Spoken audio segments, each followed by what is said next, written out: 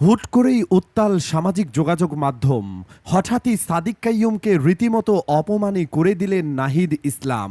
শিবির নেতা সাদিক কাইয়ুম বৈষম্য বিরোধী ছাত্র আন্দোলনের কোনো সমন্বয়ক ছিলেন না বলে দাবি করেছেন জাতীয় নাগরিক পার্টির এনসিপির আহ্বায়ক নাহিদ ইসলাম। নাহিদ ইসলাম বলেছেন, 5 আগস্টের পর থেকে সাদিক কাইয়ুম নিজেকে বৈষম্য বিরোধী ছাত্র আন্দোলনের সমন্বয়ক হিসেবে পরিচয় দিচ্ছেন।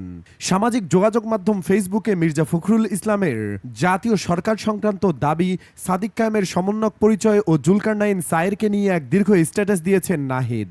সেখানে বিভিন্ন বিষয় তুলে ধরেছেন এনসিপির এই শীর্ষ নেতা। সাদিক কায়েম প্রসঙ্গে নাহিদ লিখেছেন, শিবির নেতা সাদিক কায়েম সম্প্রতি একটা টকশোতে বলেছেন, ছাত্র শক্তির গঠন প্রক্রিয়ায় শিবির যুক্ত ছিল, শিবিরের ইনস্ট্রাকশনে আমরা কাজ করতাম, এটা মিথ্যাচার। গুরুবার আড্ডার পথচক্রের সাথে জড়িত একটা অংশ এবং ঢাবি ছাত্র অধিকার থেকে পদত্যাগ করা একটা অংশ মিলে ছাত্র শক্তি গঠিত হয়, সাথে জাবির একটা স্টাডি সার্কেলও যুক্ত হয়। একটা নতুন ছাত্র সংগঠন প্রতিষ্ঠার জন্য গুরুবার আড্ডা পাঠচক্রে দীর্ঘ সময় ধরে কাজ করা হয়েছে। আমরা ক্যাম্পাসে 8 বছর রাজনীতি করছি, ফলে প্রকাশ্য অপ্রকাশ্য বা সব সংগঠন ও নেতৃত্বকে আমরা চিনতাম এবং সকল পক্ষের সাথেই আমাদের যোগাযোগ ও সম্পর্ক ছিল। সেই কারণে ঢাবি শিবিরের সাথেও যোগাযোগ ছিল।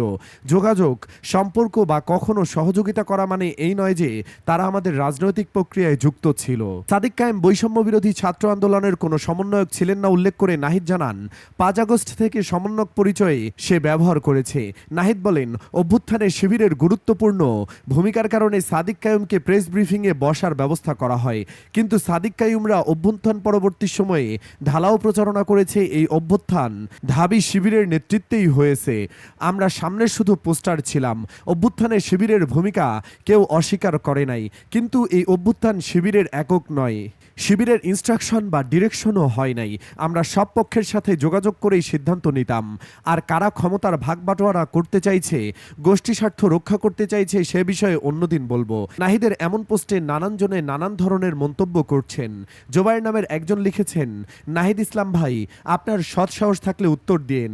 অভ্যুত্থানে তো শিবির, ছাত্রদল, বাম ডান সহ অ্যাপলিটিক্যাল বহু পক্ষের এনগেজমেন্ট ছিল, পলিসি মেকিং লেভেলেও ডাইভার্সিটি ছিল। কয়েকজনের রিকগনাইজ করেছেন আপনারা। অভ্যুত্থানের পরে মনে রাখছেনই বা কয়জনের নাম? আপনাদের বলয়ের বাইরে কাউকে মূল্যায়ন করা হয়েছে? তিনি বলেছেন, ব্যাপারটা যদি এমন হতো যে আলাদাভাবে কাউকে রিকগনাইজ করা হয় নাই তাহলে ভিন্ন কথা ছিল, কিন্তু করা তো হয়েছে।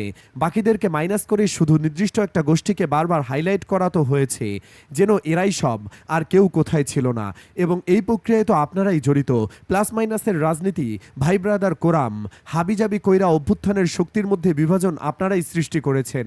আপনাদের সংকীর্ণ মানসিকতা, ইতিহাস বিকৃতির অপচেষ্টা, হঠাৎ আসমানে উঠে যাওয়ার ভার সামলাতে পারার দক্ষতার অভাব জুলাই শক্তির মধ্যে বারবার বিভাজন এনেছে। এই দায় আপনারা এড়াতে পারেন না বলেও মন্তব্য করেছেন তিনি।